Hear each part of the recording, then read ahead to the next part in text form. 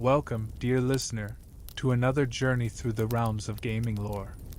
Tonight, we invite you to settle into comfort as we explore the haunting yet beautiful world of Clair Obscur, Expedition 33. Let your mind drift as we wander through the cobblestone streets of a Belle Époque dreamscape, where time itself has become both precious and cursed. Close your eyes, breathe deeply, and allow yourself to be transported to a world where art and mortality dance together in an eternal, melancholic waltz. Picture yourself standing on the edge of a world that exists somewhere between dream and nightmare, where the elegant architecture of Belle Époque France rises against skies that seem perpetually caught between twilight and dawn. This is the realm of Clair Obscur, Expedition 33, a place where society lives in constant fear of an entity known simply as the Paintress.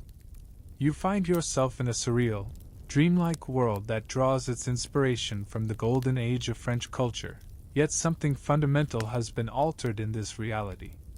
The very fabric of existence here operates under different rules, where December can have a 33rd day, and where the passage of time carries with it a weight that few other worlds can comprehend. Imagine walking through streets where every citizen carries the knowledge of their own mortality like a visible burden. The air itself seems thick with anticipation and dread, for in this world, age is not merely a number, it is a countdown to oblivion. Each year, the Paintress awakens from her slumber and approaches her monolithic canvas. With deliberate, methodical strokes, she paints a number upon this ancient stone, and everyone who has reached that age simply disappears. The curse that governs this world is known as the gommage, a French word meaning erasure. It is both elegant and terrible in its simplicity. When the paintress paints her cursed number, all those of that age or older turn to smoke and fade away, leaving behind only memories and the echo of lives once lived. The number decreases each year, creating an ever-tightening noose around the collective throat of humanity. You can almost feel the weight of this knowledge as you imagine yourself among these people. The gommage operates with cruel precision. Those who reach the painted age during the year of its inscription are safe until the paintress awakens again. But once that fateful day arrives, there is no escape, no reprieve, no mercy. The system is as beautiful in its artistic metaphor as it is horrifying in its execution. This world exists in a state of perpetual Belle Époque, frozen in an era of artistic flourishing and cultural refinement, yet overshadowed by this supernatural curse. The architecture speaks of human achievement and aesthetic beauty, grand boulevards lined with ornate lampposts, buildings adorned with intricate ironwork, and cafes where philosophers once debated the nature of existence. Now, these same spaces are filled with people who know exactly when their existence will end. As you drift deeper into this world, let your imagination carry you first to Lumière, the shining city where our story begins. Picture yourself walking through its illuminated streets, where gas lamps cast warm, golden pools of light against the evening mist. Lumière represents the heart of this cursed civilization, a place where people have learned to live with the knowledge of their predetermined fate. The city of Lumière serves as both sanctuary and prison for its inhabitants. Here, in streets that echo with the footsteps of the condemned, life continues with a strange mixture of desperate normalcy and quiet resignation. You can imagine the conversations that take place in its cafes and drawing rooms, discussions of art, literature, and philosophy, all tinged with the underlying knowledge that time is running out for everyone. From Lumière, your journey would take you across the waters to a place known simply as the continent. This mysterious landmass serves as the destination for Expedition 33, a desperate mission undertaken by volunteers who refuse to accept their fate passively. The continent represents hope, a place where the paintress might be found, confronted, and perhaps defeated. Imagine yourself aboard the vessel that carries these brave souls across the dark waters. The sea stretches endlessly in all directions, its surface reflecting the pale light of a moon that seems somehow different in this world. The waves whisper secrets as they lap against the hull, and you can almost hear the hopes and fears of the expedition members carried on the salt-tinged breeze. The continent, when it finally appears on the horizon, rises from the sea like something from a fever dream. Its shores are shrouded in mists that seem to move with purpose, and its landscape beyond promises both wonder and terror. This is where the Paintress makes her home, where her monolith stands as a testament to her power over life and death. As you imagine setting foot on these foreign shores, you can feel the weight of centuries of accumulated sorrow and artistic vision. The very ground seems to pulse with creative energy, as if the Paintress's influence has seeped into the earth itself. Every stone, every blade of grass, every breath of wind carries with it the essence of her terrible gift. Now let your mind focus on the individuals who have chosen to undertake this seemingly impossible mission. Among them, you encounter Gustav, the primary protagonist of this tale, a proficient engineer whose life has been tormented by the Paintress's curse. Picture him as a man driven by both technical precision and desperate hope, his hands skilled in the creation of mechanical wonders, his heart heavy with the burden of mortality. Gustav represents the intersection of art and science in this world.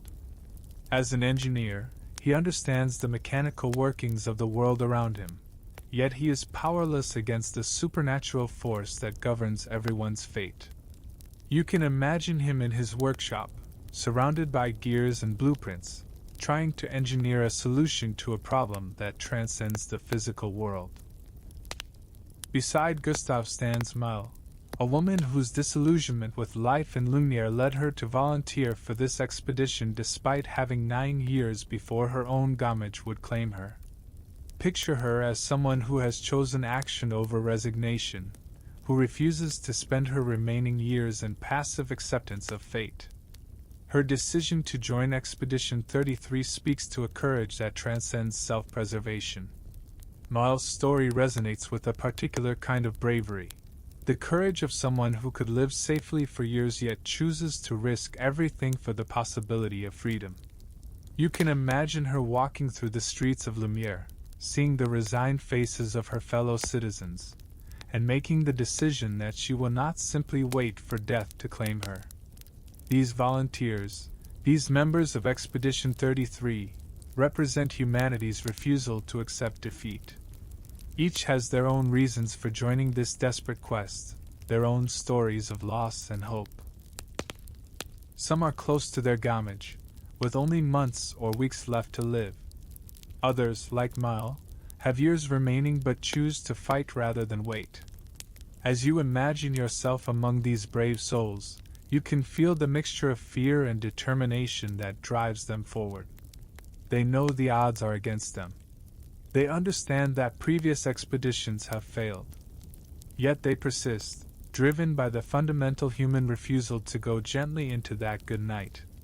The expedition members come from all walks of life: artists, engineers, soldiers, philosophers, and dreamers.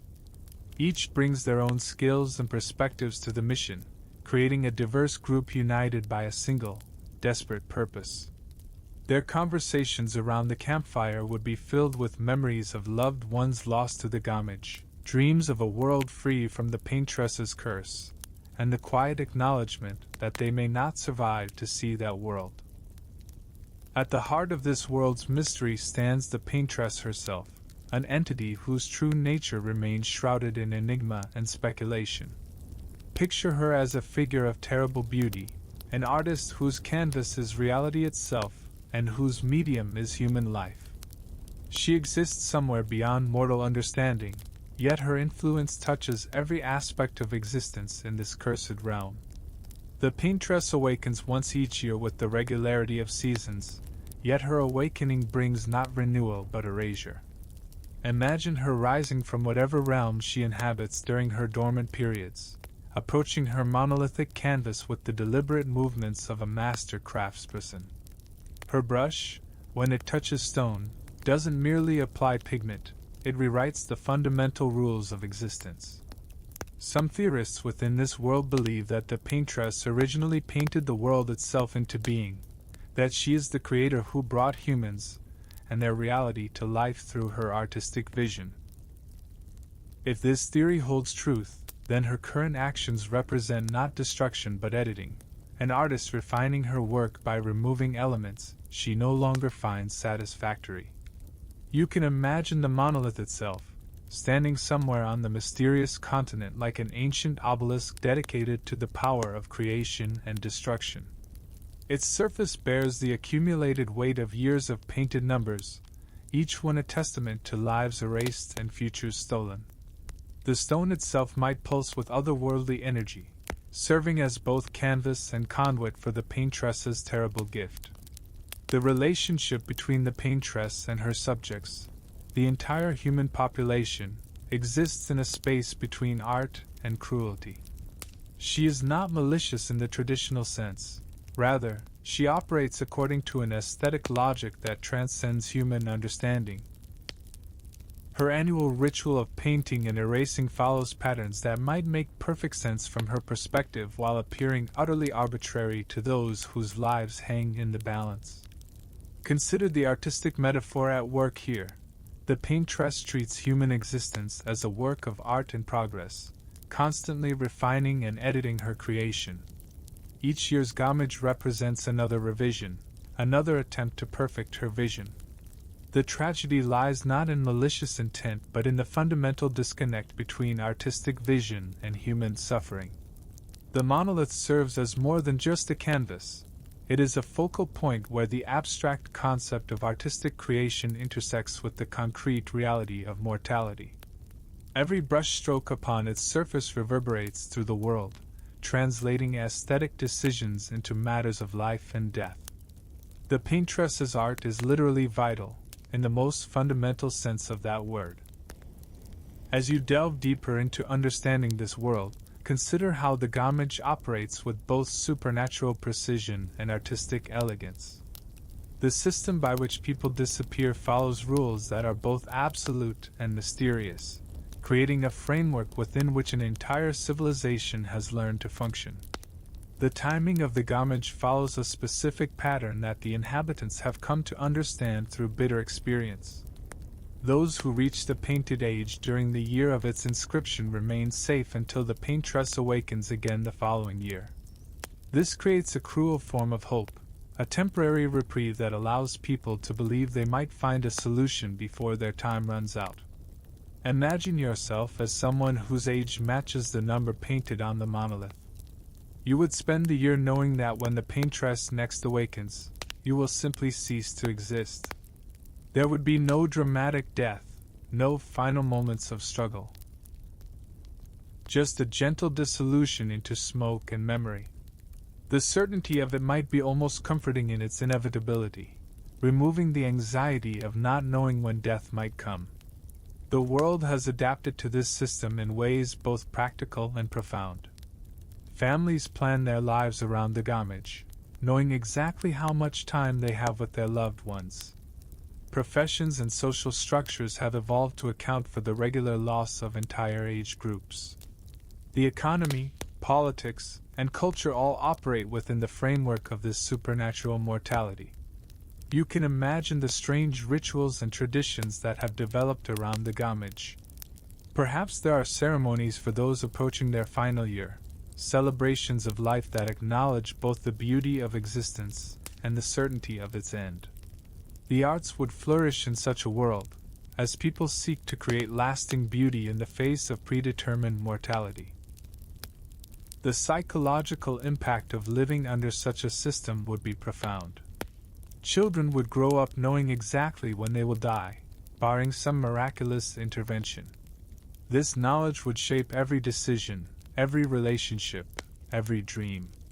Some might live with desperate intensity, trying to cram a lifetime of experience into their allotted years. Others might find peace in the certainty, accepting their fate with grace and dignity. The gamage also creates a unique form of equality. Regardless of wealth, status, or achievement, everyone faces the same inevitable end. A king and a pauper born in the same year will disappear together when their number is painted. This cosmic democracy might serve as either a source of comfort or additional despair, depending on one's perspective. Allow your mind to wander through the visual and cultural landscape of this world, where the Belle Époque aesthetic serves as more than mere decoration. It represents a specific moment in human cultural development frozen in time and space. Picture yourself walking through streets that embody the pinnacle of 19th century European elegance, where every architectural detail speaks to humanity's capacity for beauty and refinement. The Belle Époque, or Beautiful Era, was historically a period of peace, prosperity, and cultural flowering. In the world of Clair Obscur, this aesthetic has been preserved and transformed into something both nostalgic and haunting. The ornate facades of buildings, the elaborate street lamps, the carefully manicured parks and boulevards, all of these elements create an atmosphere of civilized beauty that stands in stark contrast to the supernatural horror of the gamage. Imagine yourself sitting in one of the period's characteristic cafes, surrounded by the gentle murmur of conversation and the soft clink of porcelain. The interior would be decorated with flowing Art Nouveau patterns, curved lines that seem to dance across wallpaper and furniture. Yet even in this bastion of aesthetic refinement, the conversation would inevitably turn to the paintress and her annual ritual of erasure. The choice to set this story in a Belle Époque-inspired world is deeply significant. This was an era that celebrated human achievement in the arts, sciences, and philosophy. It was a time when people believed in progress, in the power of human creativity to improve the world. To place such optimistic cultural elements in a world governed by supernatural fatalism creates a profound tension that runs through every aspect of the narrative. You can picture the fashion of this world. Women in elegant gowns with intricate beadwork, men in perfectly tailored suits with silk top hats. The clothing itself becomes a form of defiance against mortality, an insistence on beauty and dignity even in the face of inevitable erasure. Every carefully chosen accessory, every perfectly arranged hairstyle, represents humanity's refusal to surrender its aesthetic sensibilities to despair. The architecture tells its own story of human ambition and artistic vision. Grand theaters where operas and plays continue to be performed despite the knowledge that portions of the audience may not survive to see next year's season. Museums filled with paintings and sculptures that serve as testaments to human creativity, even as their creators may have long since been claimed by the gamage. The parks and gardens of this world would be particularly poignant, carefully cultivated spaces where nature and human artistry combine to create beauty that outlasts individual human lives. You might imagine walking through such a garden, observing how the seasonal cycles of growth and decay mirror the larger patterns of existence and erasure that govern this world. As you continue to explore this world, consider the philosophical implications of a society where everyone knows exactly when they will die. The certainty of the gamage creates a unique existential situation that would fundamentally alter how people think about meaning, purpose, and the value of life itself. In such a world, traditional philosophical questions about mortality take on new dimensions. The fear of death, which drives so much human behavior and anxiety, would be replaced by a different kind of psychological pressure, the weight of absolute certainty. You might find this certainty liberating in some ways, removing the uncertainty and anxiety that comes with not knowing when death might arrive. Imagine the conversations that would take place in the salons and philosophical societies of this world.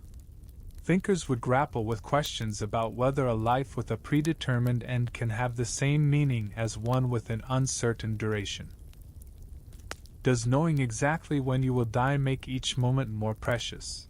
Or does it rob life of its natural rhythm and spontaneity? The concept of legacy would take on particular importance in such a society. With everyone facing the same inevitable fate, the question becomes not whether you will be remembered, but how and by whom. Artists might work with desperate intensity to create works that will outlast their creators. Writers would pen novels and poems designed to speak to future generations who will face the same curse. You can picture the religious and spiritual movements that would emerge in response to the Gamage. Some might see the Paintress as a divine figure, accepting her judgment as the will of a higher power. Others might view her as a demon to be opposed and defeated. Still others might develop entirely new spiritual frameworks designed to help people find peace and meaning within the constraints of predetermined mortality.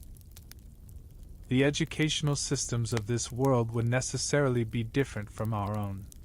Children would be taught not just practical skills and knowledge, but also how to live fully within the time allotted to them. Philosophy and ethics would be central to the curriculum, as young people prepared to face their own mortality with dignity and purpose. Relationships would carry a different weight in such a world. Friendships and romantic partnerships would be formed with the knowledge of exactly how much time the participants have together. This might lead to deeper, more intense connections, as people refuse to waste time on superficial interactions. Alternatively, it might create a culture of emotional distance, as people protect themselves from the pain of inevitable loss.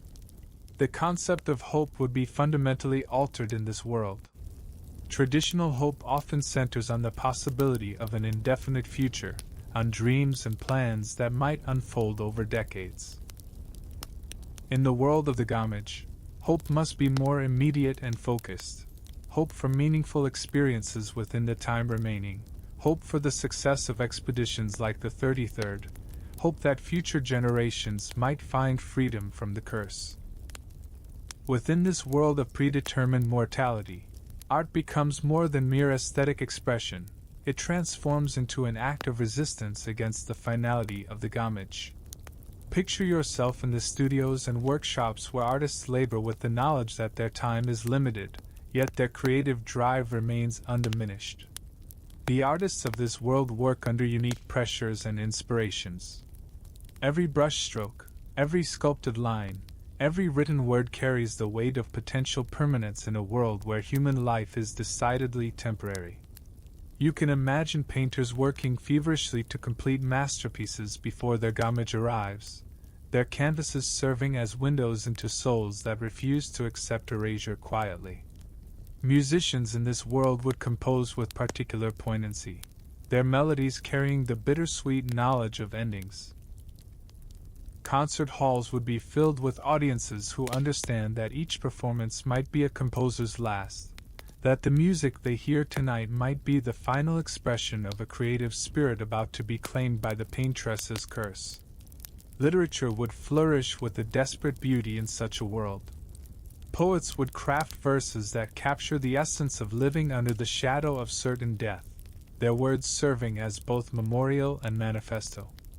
Novelists would write stories that explore every facet of existence within the constraints of the Gamage, creating fictional worlds that offer escape from the harsh realities of their own. The theater would hold special significance as a place where the living can embody different lives and possibilities, if only for the duration of a performance. Actors would bring characters to life with the knowledge that they themselves might soon join the ranks of the disappeared, their final performances serving as both entertainment and eulogy. You can picture the underground artistic movements that would emerge in response to the Paintress's dominion. Secret societies of creators who work to preserve human culture and creativity against the regular erasure of entire generations. These groups might maintain hidden archives of art and literature, ensuring that the creative achievements of the disappeared are not lost to time. The relationship between the Paintress and the human artists of this world creates a fascinating tension. She is, in her way, the ultimate artist, one whose medium is reality itself. Yet the human artists refuse to be merely passive subjects in her grand composition. They create their own works, assert their own visions, and in doing so, challenge her monopoly on artistic expression. Architecture in this world would be designed with permanence in mind, creating structures that will outlast their builders and serve as monuments to human achievement. You might imagine grand cathedrals and monuments that take decades to complete, with multiple generations of workers contributing to their creation, knowing that they may not live to see the finished product. The decorative arts would flourish as people seek to surround themselves with beauty in their remaining time. Elaborate furniture, intricate textiles, and ornate household objects would serve as daily reminders that humans can create beauty even in the face of inevitable erasure. In this world where supernatural forces govern mortality, technology represents humanity's attempt to understand and potentially overcome the inexplicable. Gustav, our engineer protagonist, embodies this technological hope, a man who believes that mechanical precision and scientific understanding might provide solutions where magic and philosophy have failed. Picture yourself in Gustav's workshop, surrounded by the tools and instruments of 19th century engineering elevated to near artistic levels. Steam-powered mechanisms hum quietly in the corners, their brass fittings gleaming in the gaslight. Blueprints cover every available surface, showing designs for devices that might somehow interfere with or counteract the Paintress's supernatural influence. The technology of this world exists at the intersection of the possible and the fantastical. Engineers like Gustav work with materials and principles that follow natural laws, yet they must somehow find ways to address supernatural problems. This creates a unique form of technological development, where scientific method meets mystical challenge. You can imagine the various expeditions that have preceded the 33rd, each equipped with different technological approaches to the problem of the Paintress. Perhaps some relied on advanced weaponry, believing that sufficient firepower might destroy her. Others might have focused on defensive technologies, seeking to create barriers or shields that could protect people from the Gamage's effects. The concept of overcharge that Gustav relies upon suggests a technology that operates on principles beyond conventional engineering. This might represent the fusion of scientific understanding with the supernatural forces that govern this world. A technology that acknowledges and incorporates mystical elements rather than trying to purely oppose them. Transportation technology would be crucial for expeditions to the continent. The vessels that carry volunteers across the dark waters would need to be both seaworthy and capable of dealing with whatever supernatural phenomena they might encounter. You can picture ships equipped with strange instruments designed to detect or measure mystical energies, their hulls reinforced not just against physical storms, but against metaphysical threats. Communication technology would take on special importance in a world where entire age groups regularly disappear. Methods of preserving and transmitting information across generations would be essential for maintaining cultural continuity. Perhaps there are mechanical devices designed to store messages and knowledge, ensuring that important information survives even when its creators do not. The medical technology of this world would focus not on treating disease or injury in the traditional sense, but on understanding the mechanisms by which people disappear during the Gamage. Doctors and researchers would study the phenomenon with scientific rigor, seeking to understand whether it's truly supernatural or operates according to principles that science might eventually explain. Timekeeping technology would have particular significance in a world where age determines survival. Precise measurement of time becomes not just practically important but existentially crucial. You might imagine elaborate clockwork mechanisms designed to track not just hours and days, but the exact moments when individuals reach their fated ages. The weapons and tools carried by Expedition 33 would represent the culmination of technological development focused on a single, desperate purpose. Each device would be crafted with the understanding that it might be humanity's last hope for freedom from the Paintress's curse. As you delve deeper into understanding this world, consider the unique psychological landscape inhabited by people who know exactly when they will die. The mental and emotional adaptations required to function in such a society would create entirely new forms of human experience and resilience. Imagine yourself as someone with only months left before your gamage. The knowledge would color every interaction, every decision, every moment of consciousness. Yet somehow, people in this world continue to live, love, work, and dream despite this terrible certainty. The human capacity for adaptation reveals itself in remarkable ways when faced with the ultimate constraint. Children in this world would develop differently from those in our reality. From a young age, they would understand that their lives have predetermined endpoints, yet they would still need to find motivation to learn, grow, and contribute to society. The educational system would need to balance practical preparation for adult life with psychological preparation for mortality. You can picture the unique forms of grief that would exist in such a world. Families would mourn loved ones before they disappear, engaging in a form of anticipatory grief that allows them to say goodbye while there's still time. The actual moment of disappearance might almost come as a relief after months or years of emotional preparation. The concept of middle age would take on different meanings when most people never reach what we would consider old age. Someone in their 40s or 50s would be considered elderly, their wisdom and experience precious resources in a world where such accumulated knowledge is regularly erased along with its bearers. Mental health in this world would require entirely new approaches and understanding. Depression might manifest differently when everyone faces the same ultimate fate. Anxiety disorders might focus not on the uncertainty of death but on the certainty of it. Therapeutic approaches would need to help people find meaning and joy within the constraints of predetermined mortality. The phenomenon of survivor's guilt would be particularly complex in this world. Those whose gamage is still years away might feel guilty about their continued existence while watching friends and family disappear. This could create psychological pressure to volunteer for dangerous missions like Expedition 33, as a way of equalizing the risk and demonstrating solidarity with the condemned. You might imagine support groups and communities that form around shared gamage dates. People born in the same year would face their fate together, creating bonds of understanding and mutual support that transcend traditional social boundaries. These groups might develop their own rituals, traditions, and ways of finding meaning in their shared destiny. The psychology of hope would be fundamentally different in this world. Traditional hope often relies on the possibility of an indefinite future, but here hope must be more focused and immediate. People would need to find ways to hope for meaningful experiences, for the success of resistance efforts, for the possibility that future generations might be freed from the curse. Romantic relationships would carry unique psychological burdens and rewards.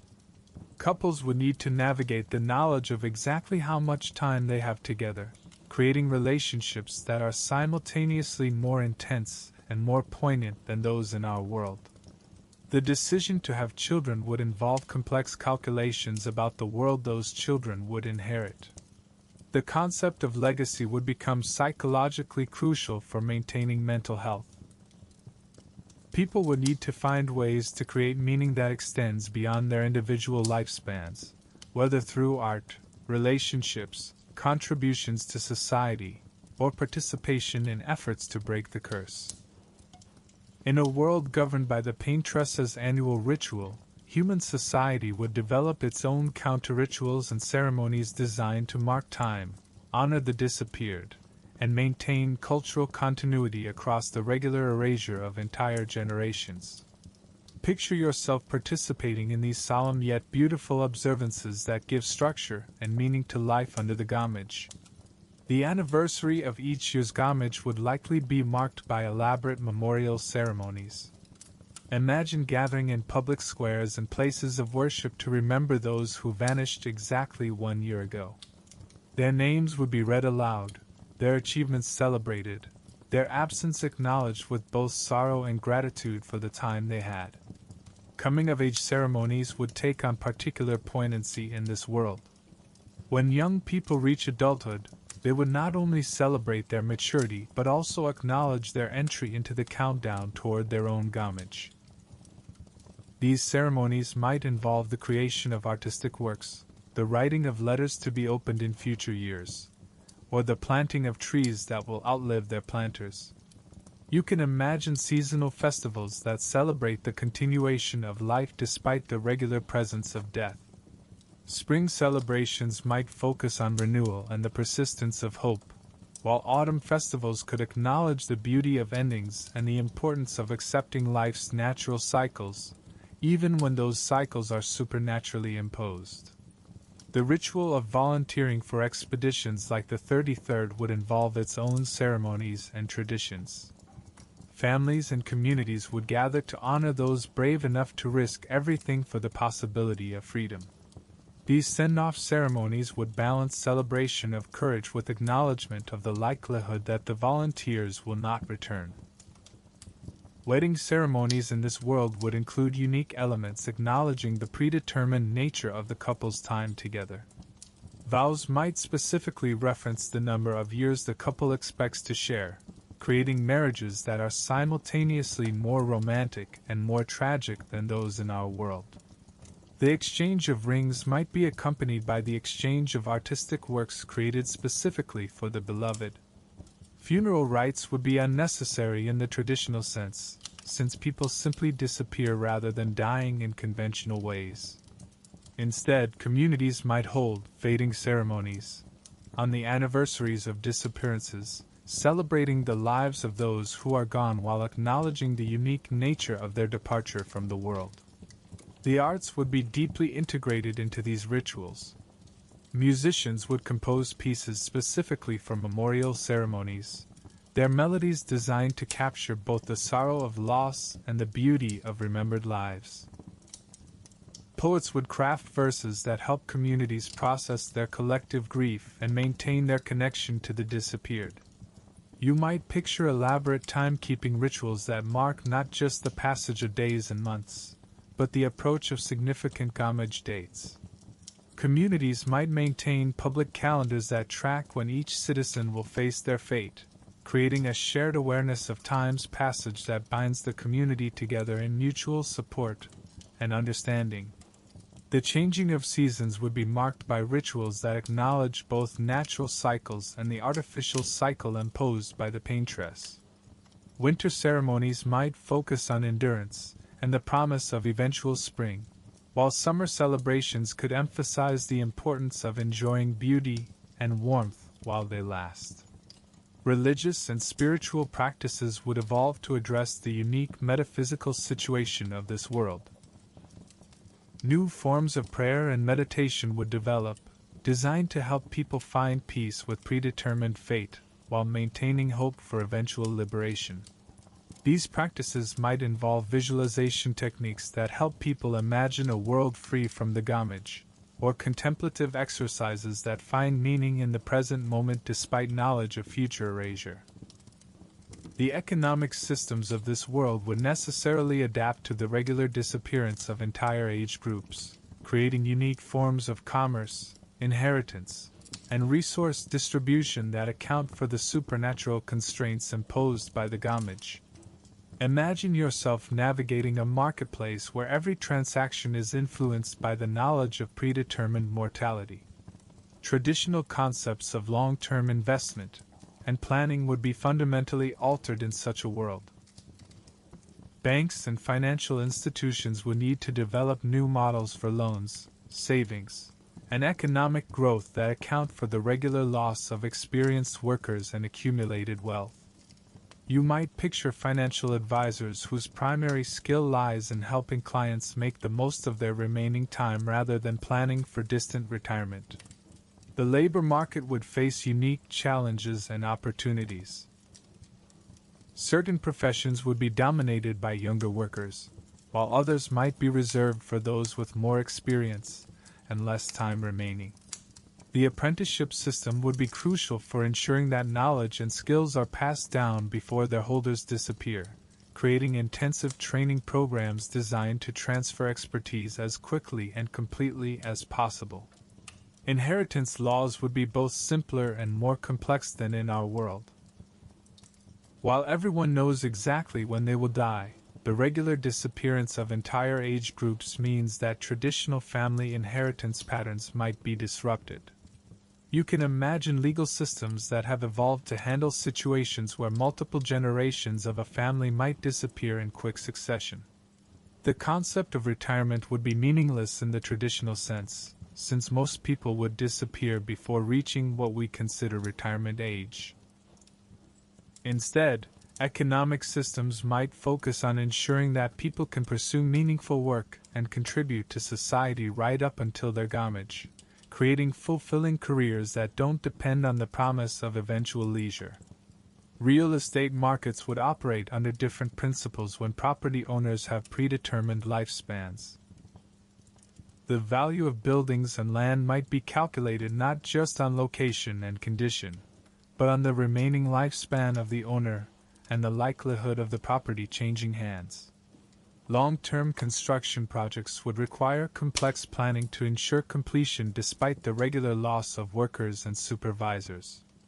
You might imagine unique forms of insurance that have developed to address the certainties rather than the uncertainties of this world.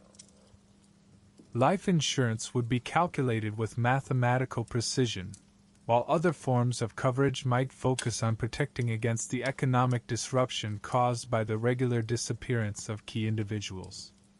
The arts and entertainment industries would face particular economic challenges and opportunities.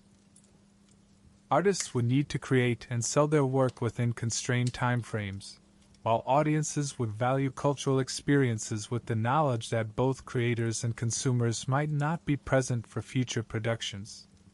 This might lead to more intensive, immediate forms of cultural consumption and appreciation. Trade and commerce between different regions might be complicated by the synchronization of the gamage across the world. If the curse affects everyone simultaneously, then entire trading networks might be disrupted when key merchants, craftspeople, and intermediaries disappear together. Economic systems would need to build in redundancy and rapid replacement mechanisms. The concept of corporate continuity would require new approaches when leadership and expertise regularly disappear. Companies and organizations will need to develop rapid succession planning and knowledge transfer systems, ensuring that institutional memory and operational capability survive the regular loss of personnel. Currency and monetary systems might evolve to reflect the unique temporal constraints of this world. Perhaps there would be different forms of money for short-term and long-term transactions, or economic instruments designed specifically to facilitate the transfer of wealth and resources across the regular disruptions caused by the gamage. Within this world of supernatural mortality, there would undoubtedly be scholars, researchers, and scientists dedicated to understanding the mechanisms by which the gamage operates. Picture yourself in their laboratories and libraries, surrounded by the accumulated knowledge of generations of investigators who have sought to comprehend the incomprehensible. These researchers would approach the phenomenon of the Paintress and her curse with the same methodical rigor that scientists in our world apply to natural phenomena. They would collect data on disappearances, looking for patterns, exceptions, and clues that might reveal the underlying principles governing the gamage. You can imagine detailed records tracking exactly when people disappear, under what circumstances, and whether there are any factors that might influence the process. The study of the monolith itself would be a primary focus of scientific investigation. Researchers would analyze the stone, the paint, and the numbers themselves, seeking to understand the materials and methods the paintress uses. Perhaps they would discover that the paint contains elements unknown to conventional chemistry, or that the stone itself possesses properties that defy normal geological understanding. You might picture expeditions specifically organized for scientific purposes, teams of researchers who venture to the continent not to confront the paintress directly, but to study her domain and gather data about the source of the curse. These scientific expeditions would be equipped with instruments designed to measure supernatural phenomena, recording devices to capture evidence of otherworldly activity, and protective equipment based on the best current understanding of how the Gamage operates. The field of temporal studies would be particularly advanced in this world, as researchers seek to understand how the Paintress's actions affect the flow of time itself. Scientists might develop theories about whether the disappearances occur instantaneously across the world or propagate at some measurable speed, whether the effect is truly supernatural or operates according to unknown physical principles, and whether there might be ways to detect or predict the Paintress's awakening before it occurs. Medical researchers would focus on the physiological aspects of disappearance, studying whether people show any physical changes in the days or hours before their Gamage. They might investigate whether the process can be detected through examination of blood, tissue, or other biological markers, and whether there are any medical interventions that might delay or prevent the transformation to smoke and memory. You can imagine the ethical debates that would surround such research. Some might argue that studying the Gamage too closely could attract the Paintress's attention or somehow make the curse worse. Others would insist that understanding is humanity's only hope for eventual freedom, and that scientific investigation must continue regardless of the risks involved. The psychology of the disappearance process would be another area of intense study. Researchers would interview people in their final days and hours, seeking to understand their mental and emotional state as the Gamage approaches. Do people sense their approaching fate? Are there psychological changes that precede the physical transformation? Can mental preparation or specific states of consciousness influence the process? Archaeological studies would focus on evidence of previous civilizations that might have faced similar curses. Perhaps there are ruins and artifacts that suggest the Paintress has operated in other times and places, or evidence of societies that successfully resisted or escaped her influence. These historical investigations might provide crucial clues for understanding how to break the current curse. The study of the Paintress herself would be the ultimate scientific challenge. Researchers would analyze the few reliable accounts of her appearance and behavior, seeking to understand her nature, motivations, and limitations. Is she human, divine, or something else entirely? Does she age or change over time? Are there patterns to her choices that might be predicted or influenced? Theoretical physicists in this world might develop new models of reality that incorporate supernatural elements as natural phenomena operating according to unknown laws. They might propose that the Paintress represents a force or entity from dimensions beyond normal human perception, or that her abilities operate through manipulation of fundamental forces that science has not yet discovered or understood. The development of protective technologies would be a major focus of applied research. Scientists and engineers would work together to create devices, materials, or procedures that might shield people from the Gamage's effects.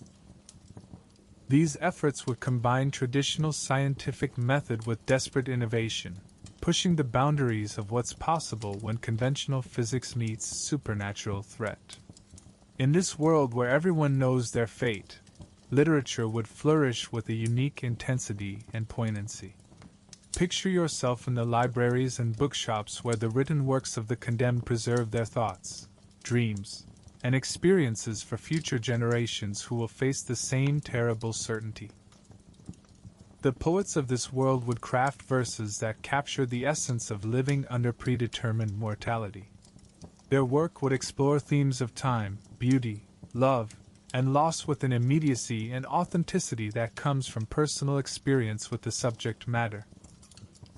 You can imagine reading poems that describe the exact feeling of knowing when you will die. The way sunlight looks different when you know how many more sunrises you will see, the particular quality of love when you know exactly how long it will last.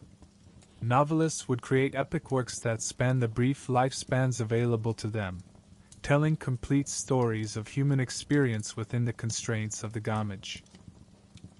These novels might follow characters through their entire lives, from birth to disappearance, creating literary monuments to the human experience under supernatural constraint.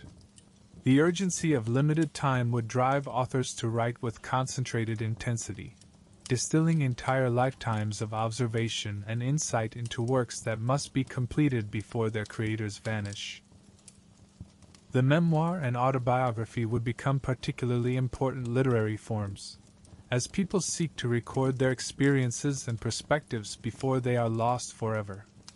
These personal accounts would serve as both individual expression and historical record, preserving the thoughts and feelings of those who lived under the curse for future generations to study and understand. You might imagine literary salons where writers gather to share their work and discuss the unique challenges of creating art under the shadow of predetermined death. These gatherings would be both celebratory and melancholic, honoring the creative spirit while acknowledging its temporary nature. The conversations would explore questions about the purpose of art when both artist and audience face the same fate, and whether literature can truly achieve immortality when its creators cannot.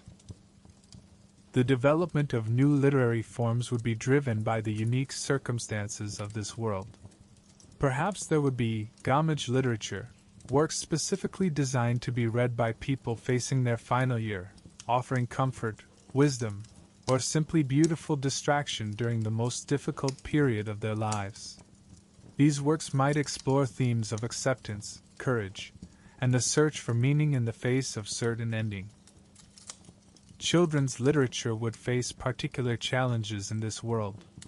How do you write stories for young people who will grow up knowing exactly when they will die? Children's authors would need to balance honesty about the world's realities with the hope and wonder that childhood requires. These books might focus on making the most of available time, finding joy in small moments, and understanding that a life's value isn't measured by its length. The theater would be deeply influenced by the world's unique circumstances.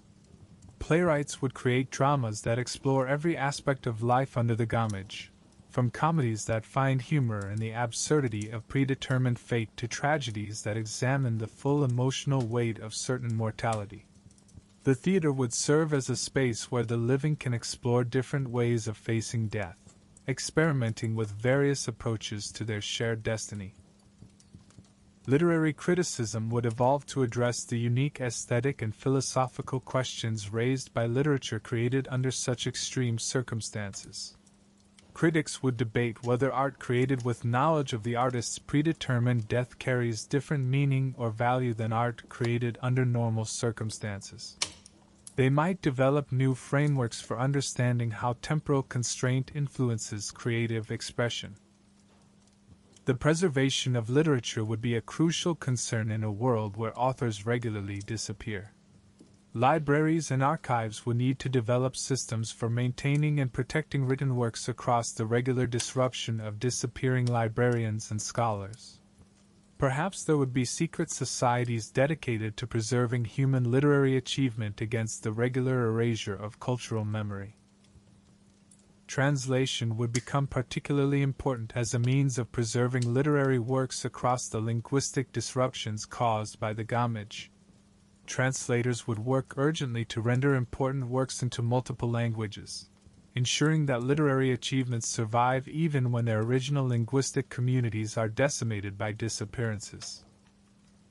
The musical traditions of this world would be shaped by the constant presence of predetermined death, creating compositions and performances that capture the unique emotional landscape of life under the gamage. Imagine yourself in concert halls and intimate venues where musicians pour their souls into melodies that must be completed before their creators vanish into smoke and memory.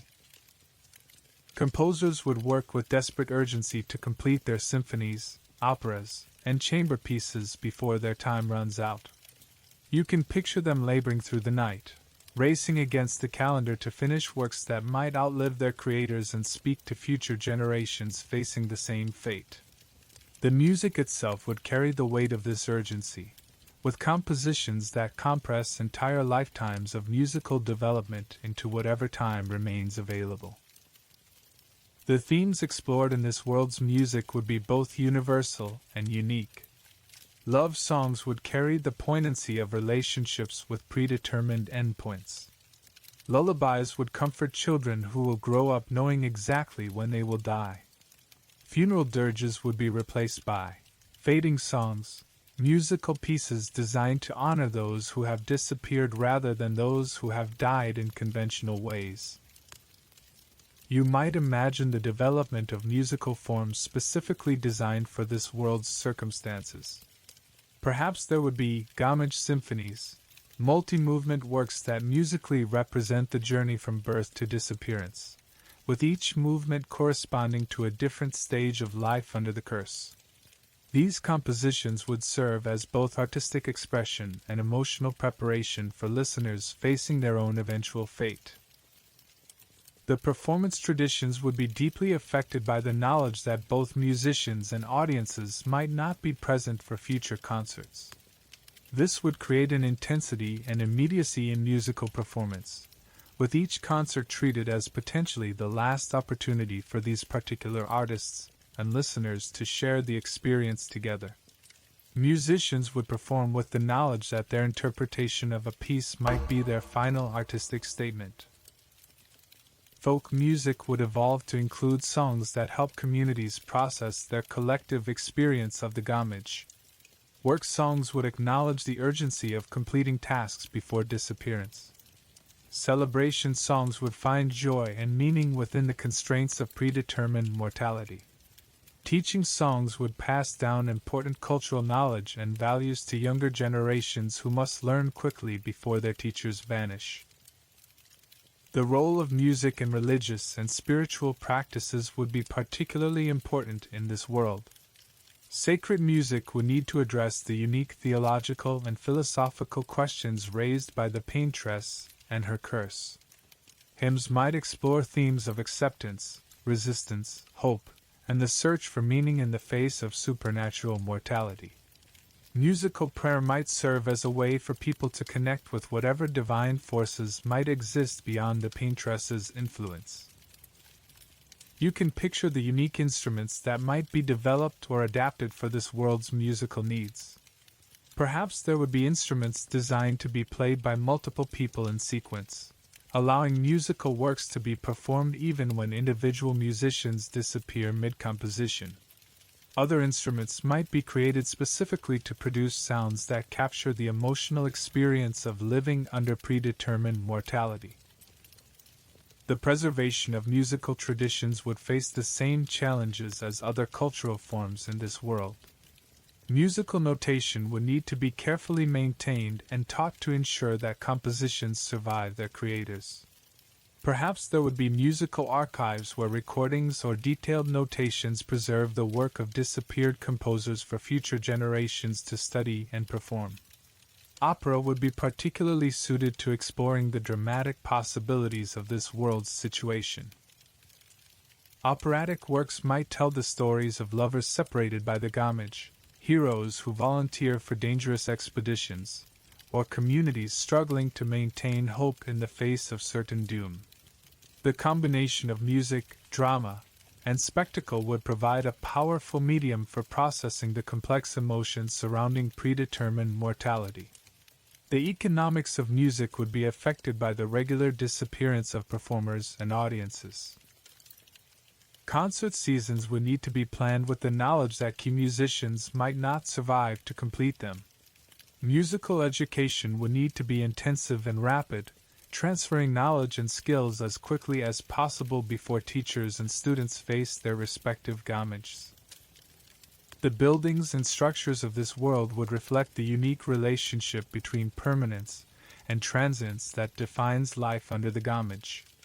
Picture yourself walking through cities where architecture serves not only functional and aesthetic purposes, but also as monuments to human persistence in the face of supernatural mortality. The architectural philosophy of this world would grapple with fundamental questions about the purpose of creating permanent structures when human life is so deliberately impermanent. Buildings would need to be designed with the knowledge that their architects, builders, and original inhabitants will eventually disappear, yet the structures themselves might endure for centuries. This creates a unique form of architectural immortality. Buildings that outlive not just their creators, but entire generations of occupants. You can imagine the grand public buildings that serve as focal points for communities facing shared mortality. These structures might be designed as gathering places where people can come together to process their collective fate, celebrate their remaining time, and support each other through the challenges of predetermined death. The architecture itself would need to inspire hope and beauty while acknowledging the reality of the gamage. Memorial architecture would take on particular importance in this world. Rather than traditional cemeteries filled with graves, there might be memorial gardens or halls where the names and achievements of the disappeared are recorded and celebrated. These spaces would serve as places of remembrance and reflection, helping communities maintain connection with those who have vanished while processing their own eventual fate. The design of residential architecture would reflect the unique needs of families facing predetermined mortality.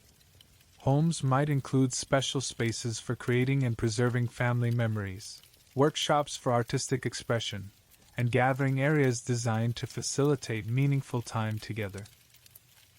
The knowledge that families will be regularly separated by disappearance would influence every aspect of domestic architecture. You might picture the unique construction techniques that would develop in a world where skilled craftspeople regularly disappear. Building projects would need to be designed for rapid completion or easy continuation by replacement workers. Architectural plans would need to be extraordinarily detailed and clear, ensuring that construction can continue even when original architects and master builders vanish mid-project. Religious and spiritual architecture would evolve to address the unique theological questions raised by the Paintress and her curse. Churches, temples, and other sacred spaces would need to provide comfort and meaning to congregations facing predetermined death while potentially challenging or accepting the supernatural force that governs their fate. The architecture itself might incorporate symbols and design elements that reflect the community's understanding of their relationship with the Paintress. The preservation of architectural knowledge would be crucial in a world where master builders regularly disappear. Architectural schools and guilds would need to develop intensive training programs that transfer complex knowledge and skills as quickly as possible. Written records, detailed drawings, and perhaps even three-dimensional models would be essential for maintaining architectural traditions across the regular disruption of disappearing craftspeople. Public spaces would be designed with particular attention to their role in community life under the gamage. Parks, squares, and plazas would serve as gathering places where people can come together to share their experiences, support each other, and maintain social connections despite the regular loss of community members. The design of these spaces would need to facilitate both celebration and mourning, joy and reflection. The concept of architectural legacy would be particularly important in this world. Architects would design buildings not just for their immediate users, but for the unknown future generations who will inherit and occupy these structures. This might lead to more flexible, adaptable architectural designs that can serve different purposes as communities and needs change over time.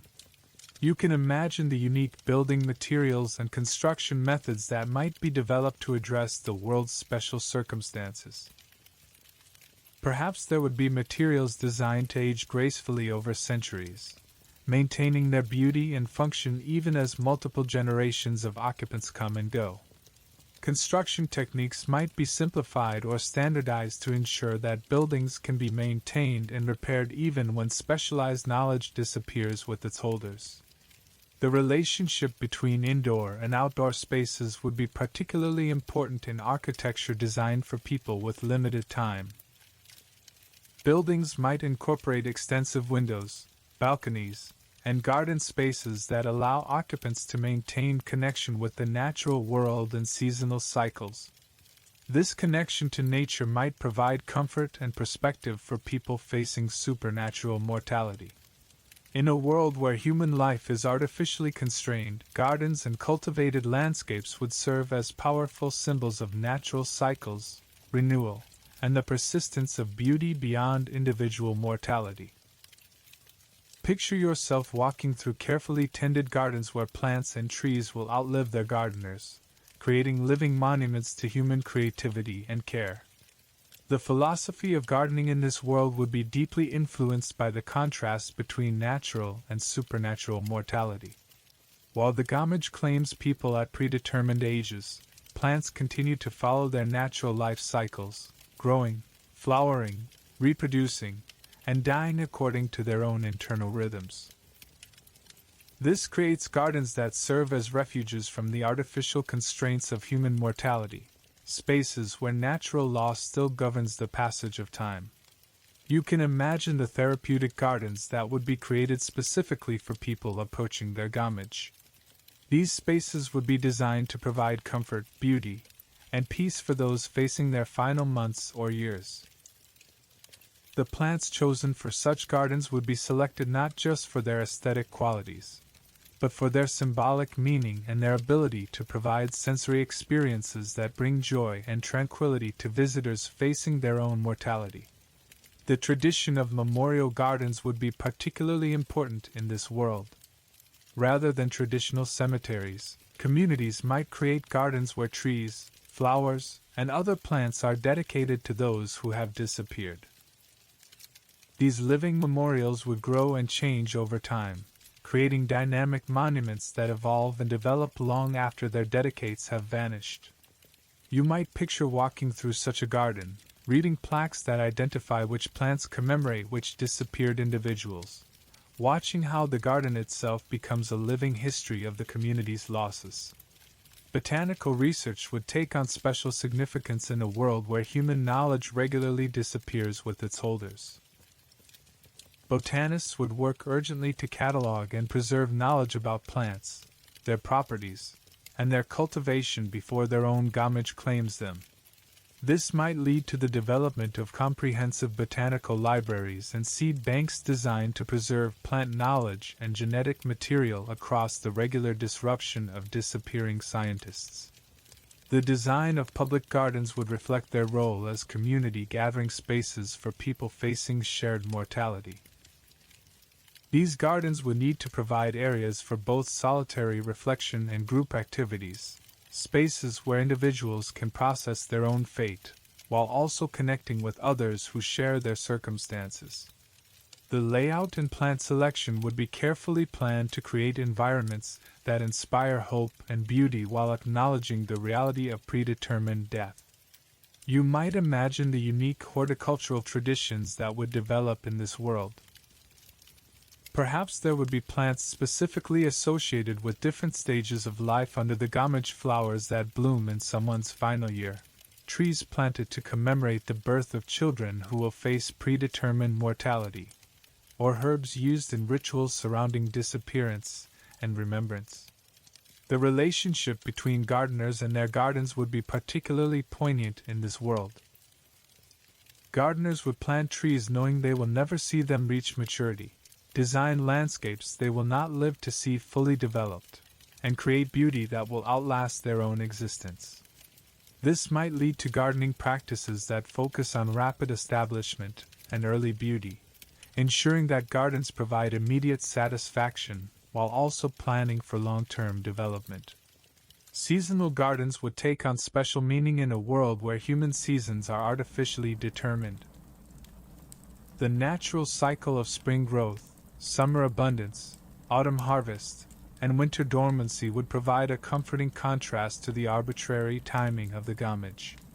People might find solace in participating in natural cycles even when their own life cycle is supernaturally constrained. The preservation of gardening knowledge would face the same challenges as other forms of expertise in this world.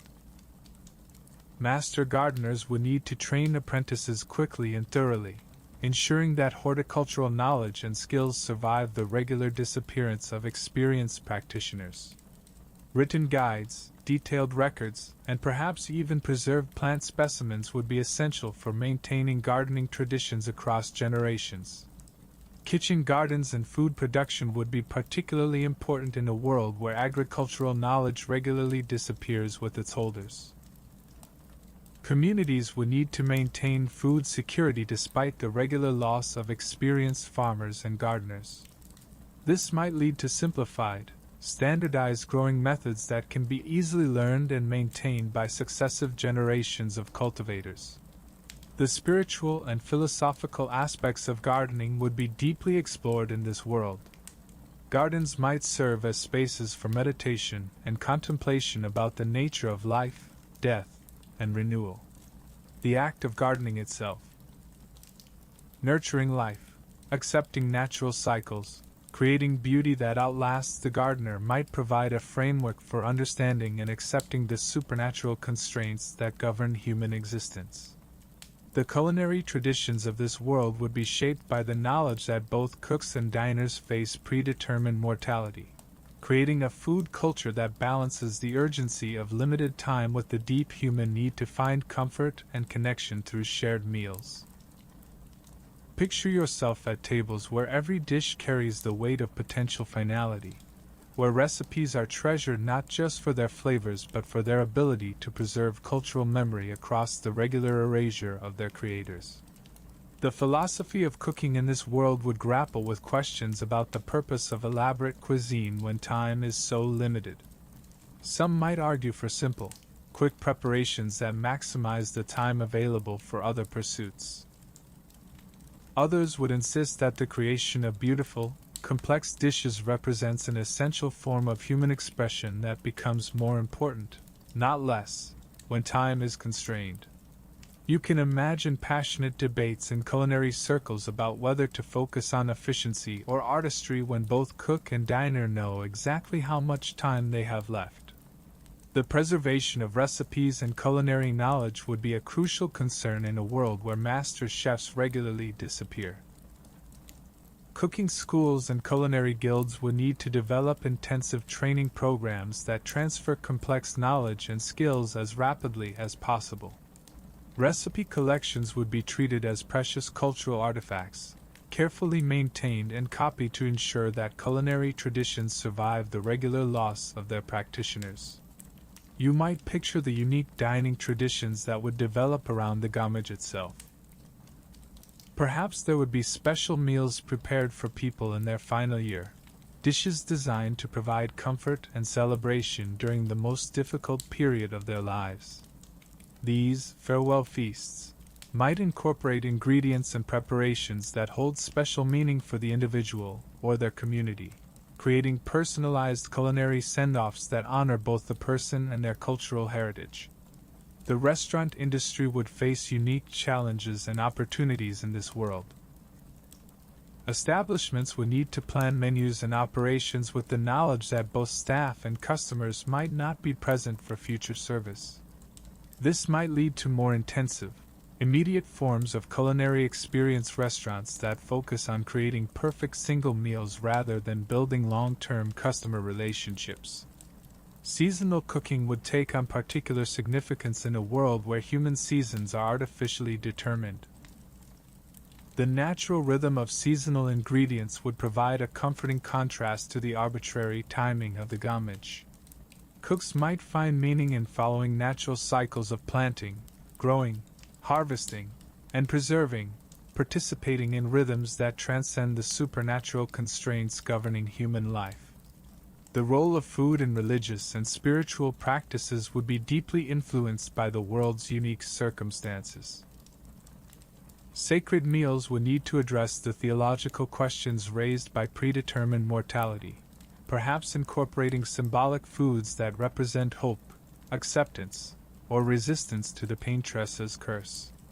Communion and other ritual meals might take on new meanings when participants know exactly how many more times they will share these experiences together. You can imagine the development of preservation techniques that go beyond traditional methods of keeping food fresh. In a world where culinary knowledge regularly disappears with its holders, there might be elaborate systems for preserving not just ingredients but entire prepared dishes, allowing future generations to experience the exact flavors created by disappeared chefs. These preservation methods might combine traditional techniques with innovative approaches designed specifically for this world's unique needs. The economics of food would be affected by the regular disappearance of farmers, cooks, and food merchants. Agricultural systems would need to be designed for rapid knowledge transfer and easy continuation by replacement workers. Food distribution networks would need to account for the regular disruption caused by disappearing key personnel. This might lead to simplified, standardized food production methods that can be maintained despite regular personnel changes. Family cooking traditions would carry particular emotional weight in this world. Recipes passed down through generations would serve as tangible connections to disappeared relatives, ways of maintaining family bonds across the disruption of the gamage. The act of teaching a family recipe to a younger generation would carry the urgency of ensuring cultural continuity before the teacher's own disappearance. The development of new culinary techniques and dishes would be driven by the unique circumstances of this world. Perhaps there would be memory meals, dishes specifically designed to evoke powerful recollections of disappeared loved ones. Or courage cuisine, foods prepared to give strength and comfort to those facing their final year. The creativity of cooks working under extreme time pressure might lead to entirely new approaches to flavor, presentation, and the emotional impact of food. Communal dining would be particularly important as a way for people to connect and support each other in the face of shared mortality. Large family meals, community feasts, and neighborhood potlucks would serve not just nutritional needs but crucial social and emotional functions. The act of sharing food would become a way of affirming life and human connection despite the constant presence of predetermined death. The medical profession in this world would face the unique challenge of providing care and comfort to patients whose ultimate fate is predetermined by supernatural rather than natural causes.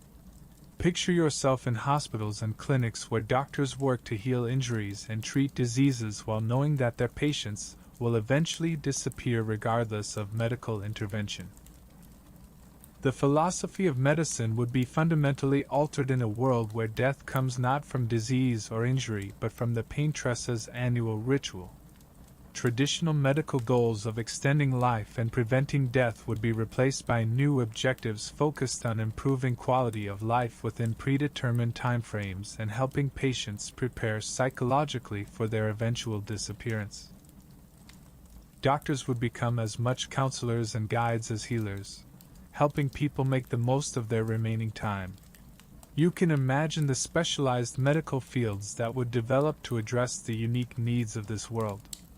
There might be gamage medicine, a specialty focused on helping people in their final year cope with the psychological and physical stress of approaching disappearance. These doctors would combine traditional medical knowledge with counseling skills and spiritual guidance, providing holistic care for patients facing supernatural mortality. The study of the disappearance process itself would be a major focus of medical research. Doctors would carefully observe and document what happens to people in the moments before and during their gamage, seeking to understand whether the process causes pain, whether it can be detected in advance, and whether there are any medical interventions that might delay or prevent it. This research would be complicated by the fact that there are no survivors to interview and no bodies to examine. Psychological medicine would be particularly important in this world, as everyone would need help coping with the knowledge of their predetermined fate. Mental health professionals would develop new therapeutic approaches designed specifically for people living under the shadow of certain death.